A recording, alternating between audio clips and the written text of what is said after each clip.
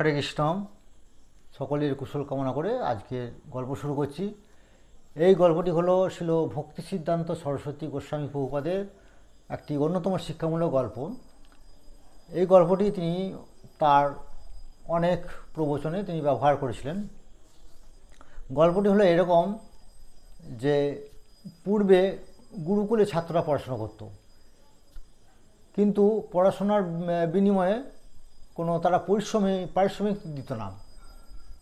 তার বদলে গুরুদেব যখন যা প্রয়োজন হতো চাইতেন ছাত্রদের কাছে, এবং ছাত্ররা তা তাদের পিতামাতার কাছ থেকে হোক বা ভিক্ষা করে হোক তারা সংগ্রহ করে তারা গুরুদেবকে দিতেন। তো এরকম একটা পাঠশালায় গুরুদেবের পিতার বাৎসরিক শ্রাদ্ধ অনুষ্ঠান কিছুদিনের মধ্যে শুরু হবে। তাই তিনি ছাত্রদের বললেন যে কিছুদিনের মধ্যেই তো আমার পিতার বাৎসরিক শ্রাদ্ধ অনুষ্ঠান, তা তোমরা কে কীভাবে আমাকে সাহায্য করতে পারবে আমাকে বলো। তো ছাত্ররা তখন একে একে বলতে থাকলো।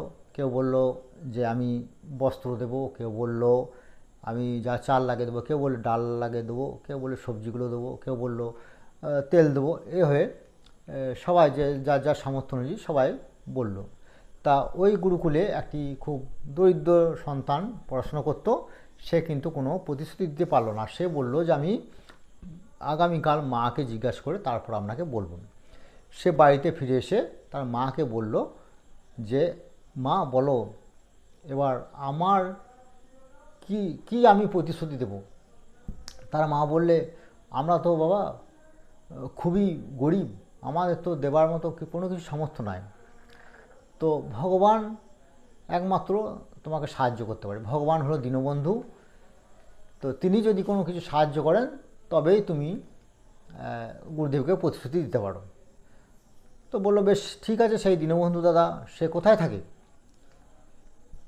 তো তার মা বলল যে কোথায় থাকে তা আমিও জানি না, তবে শুনেছি যে বনে জঙ্গলে তো সাধুরা তপস্যা করে, তো বনে জঙ্গলেই থাকতে পারে। তো ছেলেটি বনে গেল এবং বনে গিয়ে সে ডাকতে লাগলো যে ও দীনবন্ধুদা, ও দীনবন্ধুদা তুমি কোথায়? তো ভগবান তখন একটি ছোট ছেলে ছদ্মবেশে এসে এলো, দিয়ে বলল যে তুমি আমাকে ডাকছো? ছেলেটি বলল যে হ্যাঁ, তুমি কি দীনবন্ধু দাদা? বলে হ্যাঁ আমি দীনবন্ধু দাদা, বলো তোমার কী সমস্যা। তখন সে সব কথা খুলে বলল, দিয়ে বলো তুমি এখন এই গুরুদেবকে আমি কি প্রতিশ্রুতি দেব। তো ভগবান ছদ্মবেশী ভগবান তখন বললেন যে তুমি বলবে যে যা দই লাগে, অতিথি সেবার জন্য যা দই লাগে সেটা তুমি দেবে। তো ছাত্রটি তখন গুরুদেবকে তাই বলল যে যা দই লাগে সব দেব। গুরুদেব খুশি হলেন যে যাক দইয়ের সমস্যাটা মিটে গেল। তো যখন উৎসবের দিন, শ্রাদ্ধর অনুষ্ঠানের দিন, সে আবার জঙ্গলে এলো এবং ভগবানকে ডাকতে লাগলো যে দীনবন্ধু দাদা তুমি কোথায়? তুমি যে প্রতিশ্রুতি দিয়েছিলে দই দেবে, এখন দাও। ওই তো যাব গুরুদেবের বাড়ি। তো সেই ভগবান তখন এক ভাঁড় দই নিয়ে ছোটো পাত্রে একটা দই নিয়ে বালকটিকে দিল, দিয়ে বলে যাও এটি তুমি তোমার শিক্ষক মহাশয়কে দাও।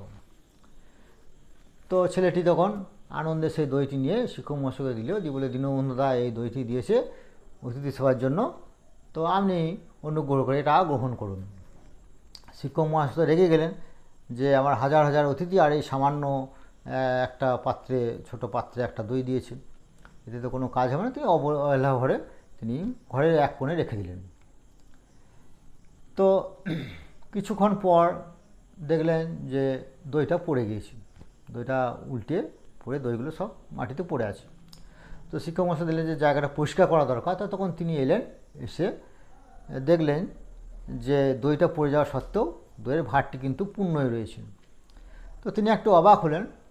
তিনি করলেন কি, দেখলেন যে এইটুকু দইয়ে তো হবেও না, অতিথি সেবা হবে না, হাজার হাজার লোক আছে। তো তিনি ভাঁড়ের দইটা কিন্তু আবার মাটিতে ফেলে দিলেন। ফেলে দেওয়ার পরও তিনি দেখলেন যে দইটা পূর্ণই রয়েছে। তো তিনি এইভাবে অনেকবার পরীক্ষা করে দেখলেন যে দইটা ফেলে দেওয়ার পরও কিন্তু দইয়ের ভাঁড় বা পাত্রটি পূর্ণ রয়েছে। তো তখন তিনি বুঝতে পারলেন যে এই পাত্রটি যে কোনো পাত্র নয়, এটি হলো দিব্য পাত্র, এর দই কখনো শেষ হবে না। তো তিনি সমস্ত অতিথি সেবার কাজ তিনি ওই দইটা দিয়ে সম্পন্ন করলেন। তো এই শিক্ষামূলক গল্প থেকে ছিল ভক্তি সিদ্ধান্ত সরস্বতী গোস্বামী প্রভুপাদ এই শিক্ষা দিচ্ছেন যে ভগবান হলেন পূর্ণ। তাই এই পূর্ণ সত্তা থেকে যা কিছু উদ্ভূত হবে সবই পূর্ণ। আর এই এই অখণ্ড পূর্ণ থেকে যা কিছু বিনির্গত হওয়ার পরও ভগবান কিন্তু পূর্ণই থাকেন, কারণ তিনি হলেন পরম পূর্ণ। তাই ঈশ্বরোপনিষদে একটি শ্লোক আছে, ওম পূর্ণমদ পূর্ণমিদম পূর্ণাৎ পূর্ণস্য পূর্ণম উদচ্যতে পূর্ণস্য পূর্ণমদায় পূর্ণম এব অবশিষ্যতে। হরে কৃষ্ণ।